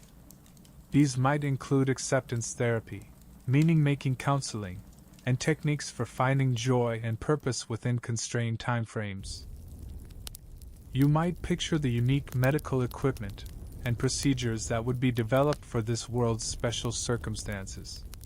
Perhaps there would be devices designed to detect the supernatural energies associated with the gamage, or medical instruments calibrated to measure the psychological and physiological effects of living under predetermined mortality. Treatment protocols would need to account for the fact that long-term therapies are often impossible when patients have limited time remaining. The training of medical professionals would be intensified and accelerated to account for the regular disappearance of experienced doctors and nurses. Medical schools would need to compress years of training into shorter time frames, ensuring that essential knowledge and skills are transferred before teachers and students face their respective gamages. This might lead to more focused, practical medical education that prioritizes immediately useful skills over theoretical knowledge. Palliative care would take on new meanings in a world where everyone eventually faces the same fate. Rather than focusing on terminal illnesses, palliative medicine would address the universal human condition of living under the gamage.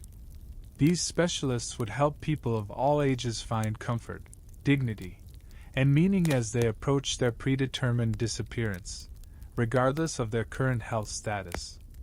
The relationship between doctors and patients would be deeply affected by the shared knowledge of mortality.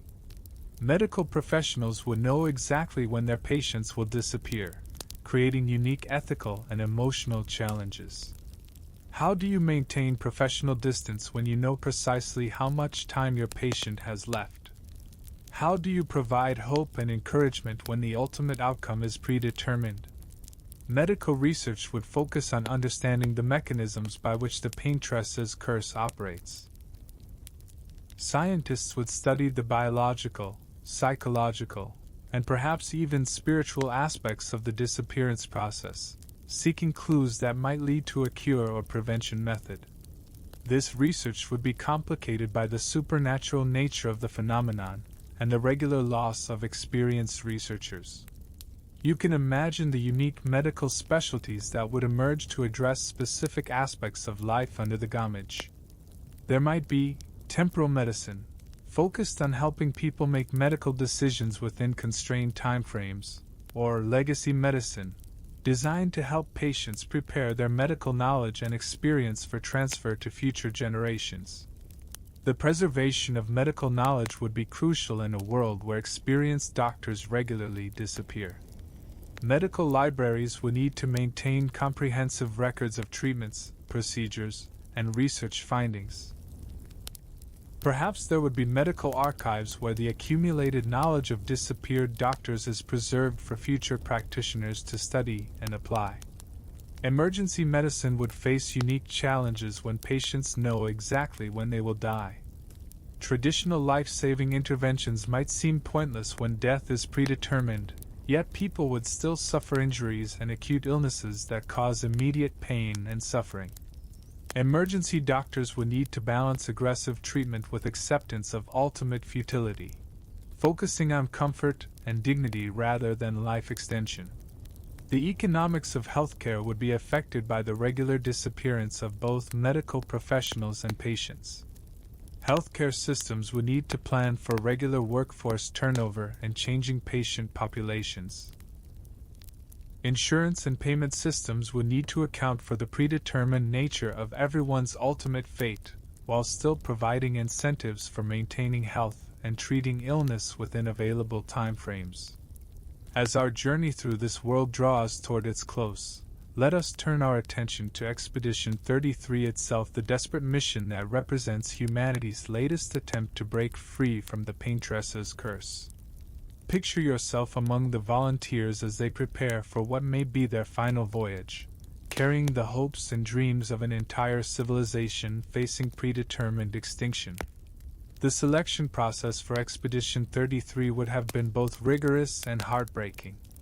Volunteers would need to possess not only the skills necessary for the mission but also the psychological strength to face almost certain death in pursuit of an uncertain goal.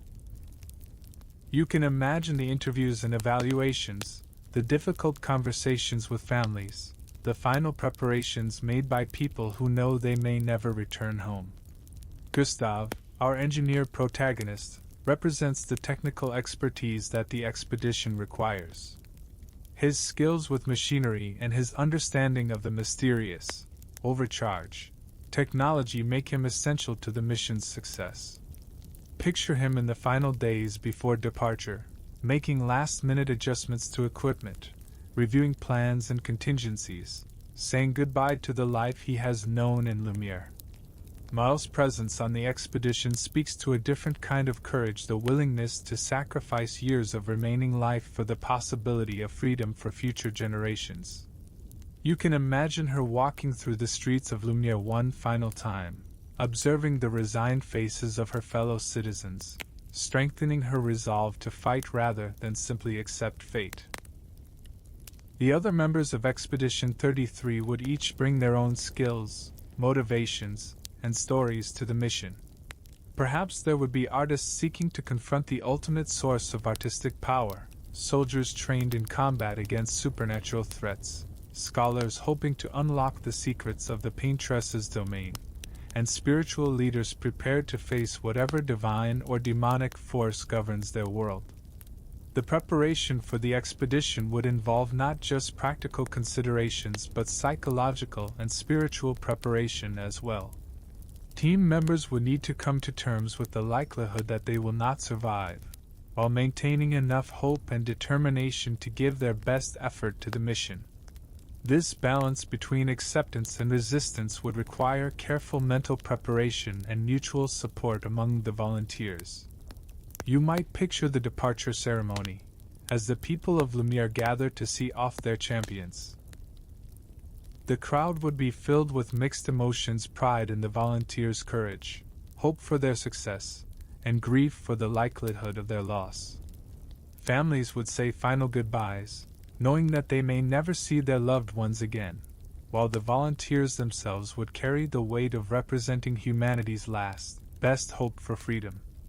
The journey to the continent would be fraught with both physical and supernatural dangers. The waters themselves might be affected by the Paintress's influence, creating navigation challenges and otherworldly phenomena that test the expedition's resolve and resources. You can imagine the team huddled together on deck during storms that seem to carry whispers of doom, or standing at the rail as strange lights dance across the waves. The approach to the continent would reveal a landscape shaped by the Paintress's presence.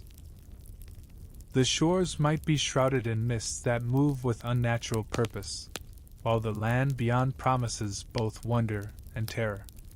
Every step onto this foreign soil would bring the expedition closer to their goal and deeper into danger, as they enter the domain of the entity that has controlled their world for so long. The exploration of the continent would reveal clues about the Paintress's nature and the source of her power. Perhaps there would be ruins of previous civilizations that faced similar curses, artifacts that provide insight into the supernatural forces at work, or signs that other expeditions have passed this way before. Each discovery would bring new hope and new understanding, while also revealing the magnitude of the challenge they face. The final confrontation with the Paintress herself would represent the culmination of humanity's struggle against predetermined fate. Whether this confrontation takes the form of battle, negotiation, or something entirely unexpected, it would determine the future of everyone living under the Gommage's shadow.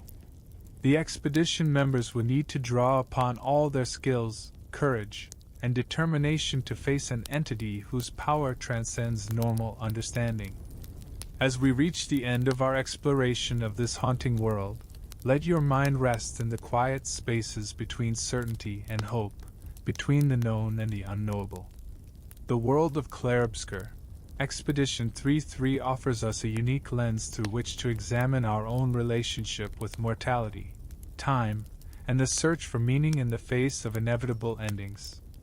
Picture yourself one final time in the streets of Lumiere, but now with the deep understanding of someone who has walked through every aspect of this world's beauty and terror. The gas lamps still cast their warm glow against the evening mist. The architecture still speaks of human achievement and aesthetic vision, But now you understand the weight that every citizen carries, the courage required simply to continue living when death is not a distant possibility but a scheduled appointment. The Paintress remains an enigma, a figure who embodies the intersection of artistic creation and existential terror.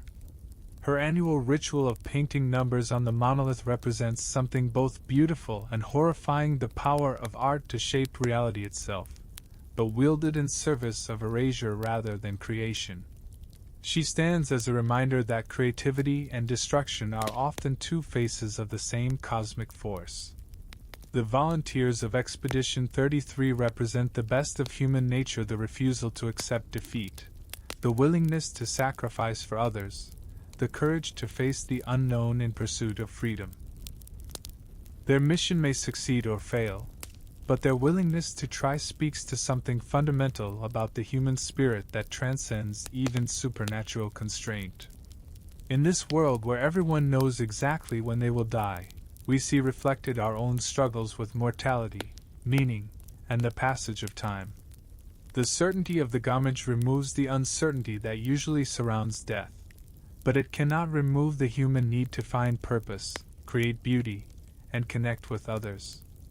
If anything, the predetermined nature of death in this world makes these human drives more intense and precious. The Belle Epoque setting serves as more than mere aesthetic choice. It represents a moment in human history when people believed in progress, in the power of human creativity to improve the world.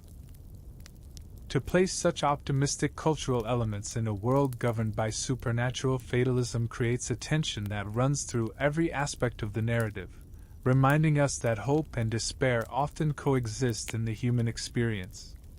As you drift toward sleep, carried by the gentle rhythms of this exploration, let yourself rest in the knowledge that even in a world where death is predetermined, humans find ways to create meaning, beauty, and connection. The gardens still bloom, the artists still paint, the lovers still love, and the brave still fight for freedom. The Paintress may control when people disappear, but she cannot control how they choose to live in the time they have.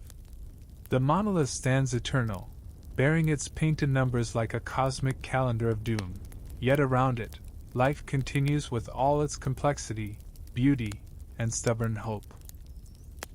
The expedition sails toward uncertain fate, carrying with it the dreams of an entire civilization, while back in Lumiere, people continue to wake each morning and choose to make something meaningful of another day.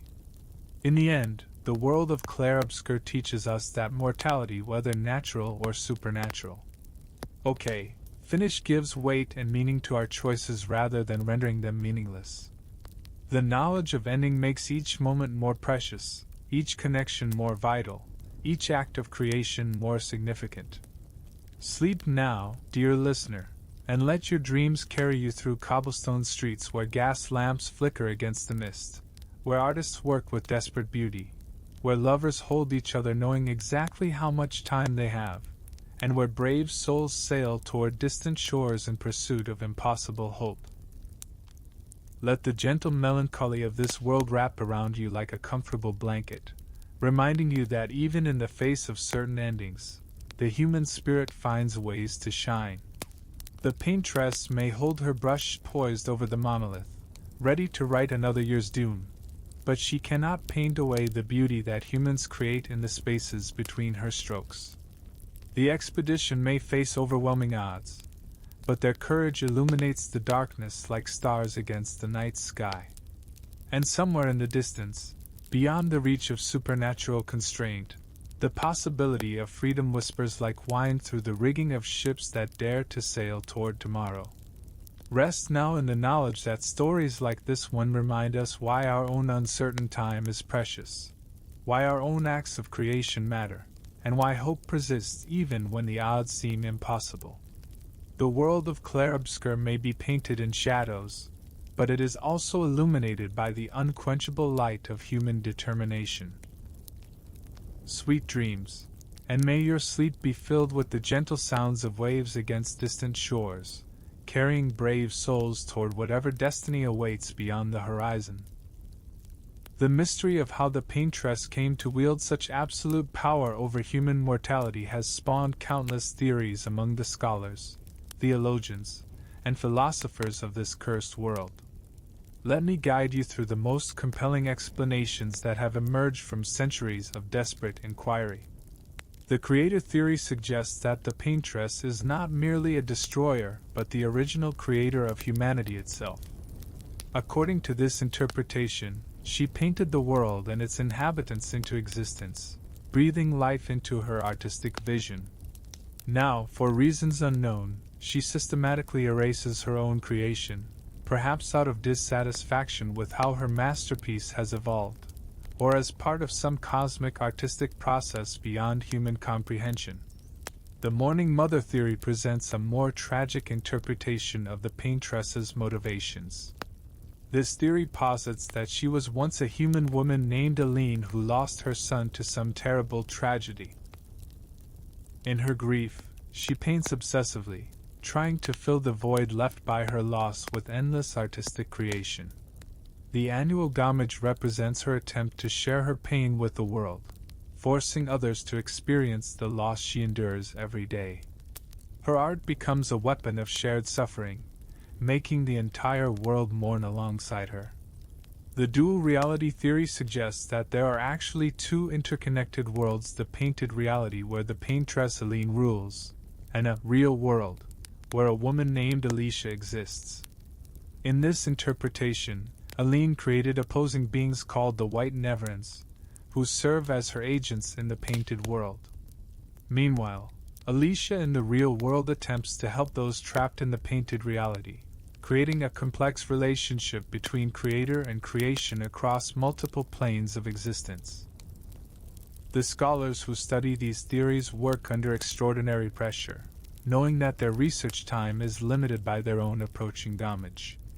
They gather in secret libraries and hidden academies, sharing their findings through coded messages and encrypted texts, always aware that their discoveries might disappear with them if they cannot transfer their knowledge quickly enough.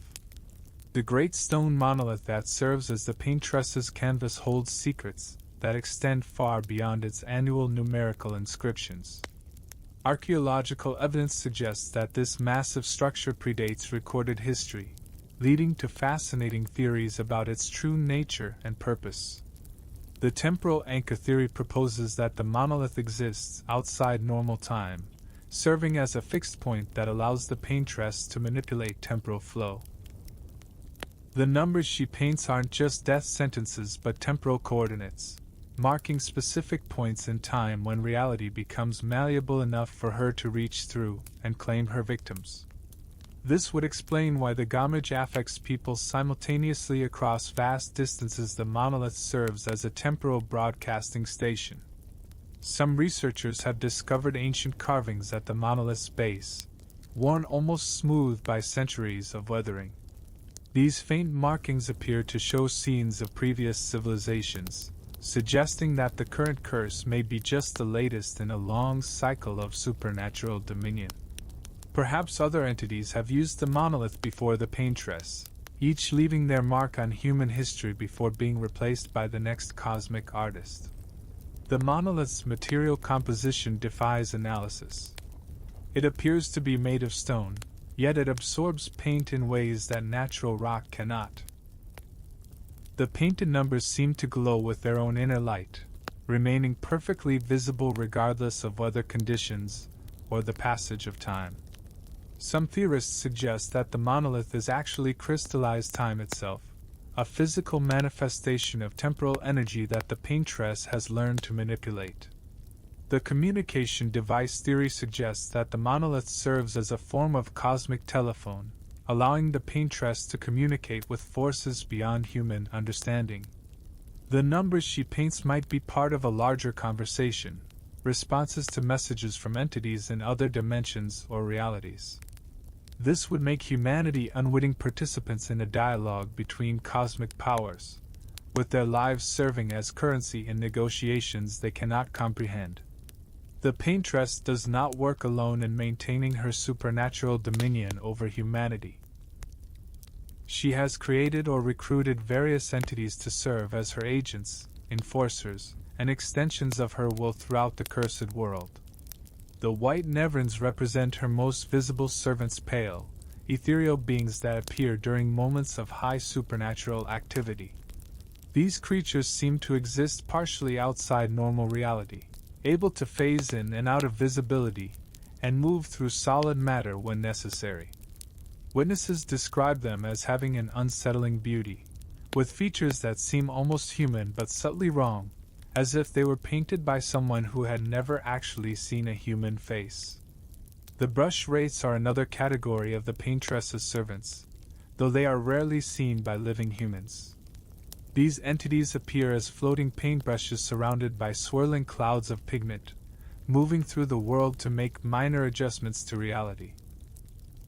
They might change the color of a sunset to better match the Paintress's artistic vision, or alter the appearance of buildings to create more pleasing compositions.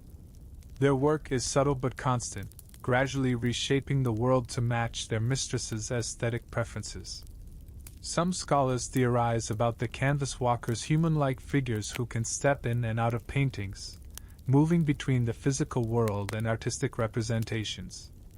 These beings might serve as the Paintress's scouts and messengers, gathering information about potential targets for the Gamage or delivering her will to distant locations. They would explain how the Paintress maintains such detailed knowledge about people she has never directly encountered. The color shepherds are hypothetical entities responsible for managing the supernatural energies that power the curse.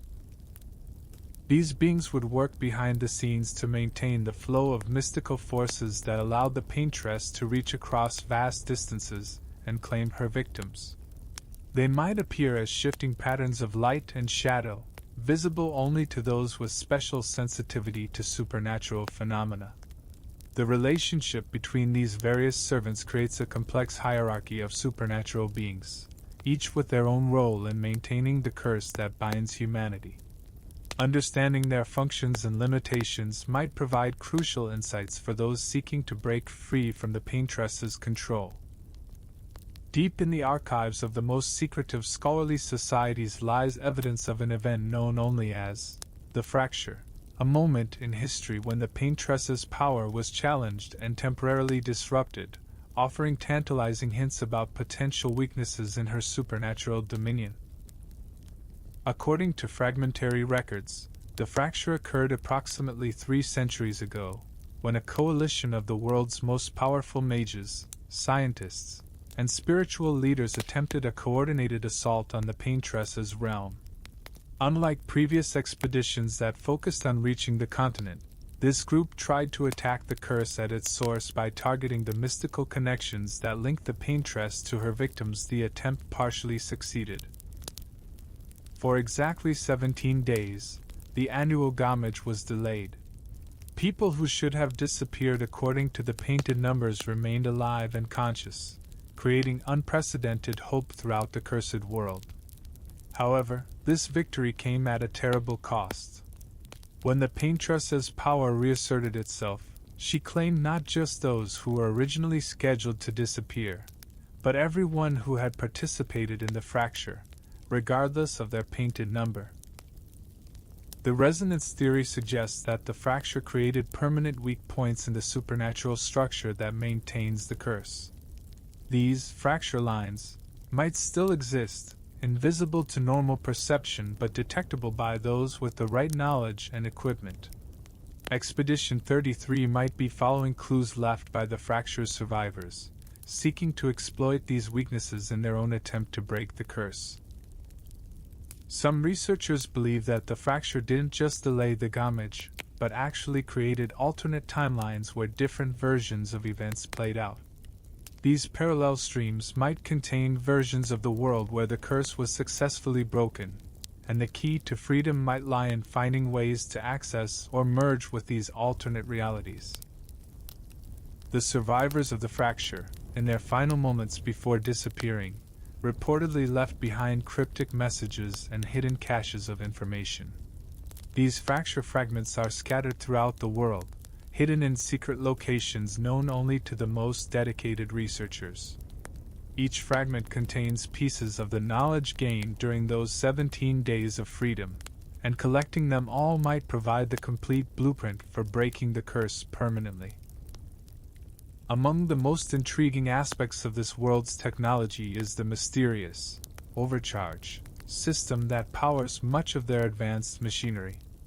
This technology seems to harness supernatural energies, creating a unique fusion of scientific engineering and mystical power that may hold keys to understanding the Paintress's abilities. The overcharge system appears to tap into the same fundamental forces that the Paintress uses to maintain her curse. Engineers like Gustav have learned to capture and redirect small amounts of this energy for practical purposes, powering everything from enhanced weapons to communication devices that can function across vast distances. However, the technology remains poorly understood, with most practitioners learning through trial and error rather than systematic study. The sympathetic resonance theory suggests that overcharge technology works by creating harmonic vibrations that resonate with the supernatural frequencies used by the Paintress. By matching these frequencies, human technology can briefly tap into the same energy sources that power the curse. This would explain why overcharged devices sometimes malfunction during periods of high supernatural activity. They're competing with the Paintress for access to the same energy sources. Some researchers have discovered that overcharged technology becomes more powerful and reliable in areas where the Paintress's influence is strongest. This paradox suggests that the technology might actually be feeding off the curse itself, growing stronger as the supernatural oppression increases. This discovery has led to the controversial parasitic technology theory, the idea that human civilization has unconsciously evolved to depend on the very force that oppresses it. The liberation potential theory proposes that overcharged technology, if properly understood and amplified, could be turned against the Paintress herself. By creating devices that generate massive overcharge surges, it might be possible to disrupt the supernatural systems that maintain the curse. This theory drives much of the technological preparation for Expedition 33, as engineers work to create overcharged weapons and tools powerful enough to challenge supernatural forces. The most advanced overcharged devices reportedly exhibit signs of consciousness or intelligence, as if the supernatural energy they contain carries fragments of awareness from its original source. These awakened machines might serve as intermediaries between human technology and supernatural forces, potentially offering new ways to communicate with or influence the entities that control the curse. Expedition 33 is not the first attempt to reach the continent and confront the Paintress directly. The numbering itself tells a story of 32 previous missions, each representing humanity's desperate hope and tragic failure in the face of supernatural oppression. Expedition 1 was launched in the early days of the curse, when people still believed that conventional military force might be sufficient to defeat the Paintress. This massive naval assault included the world's most powerful warships and experienced soldiers, but they disappeared without a trace before even reaching the continent's shores. Only empty ships were found drifting weeks later, their crews vanished as completely as if they had never existed. Expeditions 2 to 10 followed various military and scientific approaches, each learning from the failures of their predecessors but ultimately meeting similar fates. These early missions established the basic knowledge about the continent's location and the supernatural barriers that protect it, but at the cost of hundreds of lives and the world's best resources. The Scholars Expedition, number 15, took a different approach, focusing on research and understanding rather than direct confrontation. This mission lasted longer than most, sending back detailed reports about the continent's strange geography and supernatural phenomena before their communications suddenly ceased. Their research forms the foundation of much current knowledge about the Paintress's domain. Expedition 23 came closest to success, actually making contact with the Paintress herself before disappearing. The single message they managed to transmit back spoke of seeing her face and understanding the price, but the transmission cut off before they could explain what they had learned. This near success inspired the planning for subsequent expeditions and provided crucial insights about the nature of the final confrontation. The Heretics' mission, Expedition 28, was launched by a religious sect that believed the Paintress could be reasoned with or converted. Their approach combined theological arguments with mystical rituals designed to appeal to whatever remained of the Paintress's humanity. While they also ultimately failed, some scholars believe their spiritual approach may have planted seeds of doubt or change in the Paintress's consciousness. Each expedition has left behind traces, hidden supply caches, encoded messages, technological innovations developed specifically for their missions. Expedition 33 benefits from this accumulated knowledge and resources, but also carries the weight of 32 previous failures and the desperate hope of a world running out of options. Not everyone in this cursed world accepts their fate passively. Hidden throughout the major cities and remote settlements are networks of resistance fighters who work to undermine the Paintress's control and support those who refuse to submit to predetermined mortality. The Blank Canvas Society operates in the shadows of Lumiere and other major cities, helping people whose numbers have been painted to escape and hide during their final year. They maintain safe houses, false identity networks, and underground transportation systems that allow the condemned to spend their remaining time in freedom rather than resigned acceptance. While they cannot prevent the ultimate gamage, they can ensure that people's final months are lived on their own terms. The Color Thieves represent a more aggressive form of resistance, actively working to disrupt the supernatural systems that maintain the curse. They steal and destroy mystical artifacts, sabotage sites of supernatural significance, and attempt to interfere with the Paintress's servants whenever possible. Their actions are largely symbolic, but they provide hope and inspiration to those who refuse to accept defeat. The Memory Keepers focus on preserving human knowledge and culture against the regular erasure caused by disappearing experts and artists. They maintain secret libraries, hidden archives, and encrypted databases that preserve crucial information across the disruptions caused by the gamage.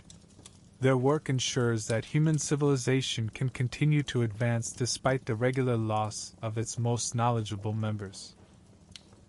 The false prophets spread alternative interpretations of the curse, challenging the accepted narrative about the Paintress and her motivations. Some claim she can be bargained with, others insist she can be defeated, and still others preach that the curse will eventually end on its own. While most of their theories are probably wrong, they serve the crucial function of maintaining hope and preventing total despair. These resistance networks often work in coordination with each other, sharing resources and information while maintaining operational security. They provide crucial support for expeditions like the 33rd, offering intelligence, supplies, and safe passage for those brave enough to challenge the curse directly. In a world where art itself has become a weapon of oppression, human artists have developed unique forms of creative resistance that challenge the Paintress's monopoly on artistic power. These rebels use their talents not just for beauty or expression, but as acts of defiance against supernatural tyranny. The invisible painters create artworks using pigments and techniques that are invisible to supernatural perception. Their paintings appear blank to the Paintress and her servants, but reveal hidden messages and images to human viewers who know the right methods of observation. These works serve as covert communication networks and morale boosters for the resistance. The temporal sculptors work with materials that exist partially outside normal time, creating sculptures that change and evolve independently of their creators' intentions. These works serve as time capsules and message systems, revealing new aspects of their design years or decades after their creation. Some theorists believe these sculptures might continue evolving even after their creators disappear, carrying forward artistic legacies beyond the reach of the Gamage. The Sound Rebels compose music that incorporates frequencies and harmonics that resonate with supernatural energies, creating compositions that can actually influence mystical phenomena.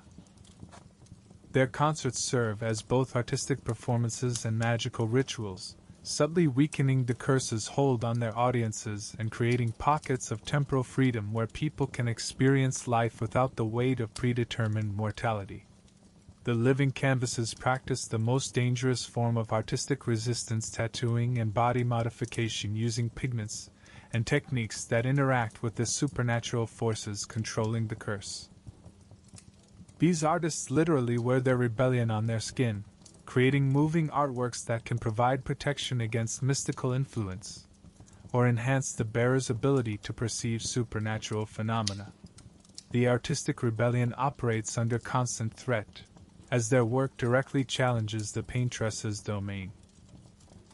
Many rebel artists disappear outside the normal schedule of the Gamage, suggesting that the Paintress takes special notice of those who dare to compete with her artistic supremacy.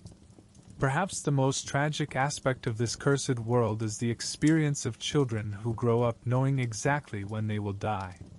These young people develop unique perspectives, coping mechanisms, and forms of rebellion that differ significantly from adult responses to predetermined mortality. The accelerated youth mature rapidly, cramming entire lifetimes of experience into their brief years. They form intense friendships, pursue passionate romances, and throw themselves into learning and achievement with desperate urgency. Their accelerated development creates a generation gap between the young and old, as children often possess wisdom and intensity that surpasses their elders. The denial generation consists of young people who simply refuse to accept the reality of the curse. They live as if they will have normal lifespans, making long-term plans and pursuing goals that extend beyond their painted numbers. While this denial might seem naive, it often allows them to accomplish remarkable things by ignoring the limitations that paralyze adults. The inheritor children focus their brief lives on preserving and continuing the work of their elders. They become living repositories of family traditions, cultural knowledge, and artistic techniques, ensuring continuity across the generations despite the regular disruption of the Gamage. These children often display remarkable maturity and dedication to causes larger than themselves. The rebel youth channel their anger about their stolen futures into active resistance against the curse. They join underground movements, volunteer for dangerous expeditions, and pursue any activity that might strike back against the Paintress. Their fearlessness, born from having nothing left to lose, makes them valuable allies in the fight for freedom. Educational systems in this world face the impossible challenge of preparing children for both productive lives and predetermined death. Schools must balance practical skills with emotional preparation, academic achievement with acceptance of mortality, and hope for the future with realistic expectations about individual lifespans. The religious and spiritual communities of this cursed world have been forced to develop entirely new theological frameworks to address the reality of supernatural mortality. Traditional concepts of divine justice, natural death, and eternal salvation must be reconsidered when death comes not from God's will or natural causes, but from an entity whose motivations remain mysterious. The acceptance doctrine teaches that the Paintress is an agent of divine will, sent to test humanity's faith and spiritual strength. Followers of this belief focus on living virtuous lives within their predetermined timeframes, viewing the curse as an opportunity for spiritual purification and growth. They emphasize charity, compassion, and service to others as ways of making their brief lives meaningful.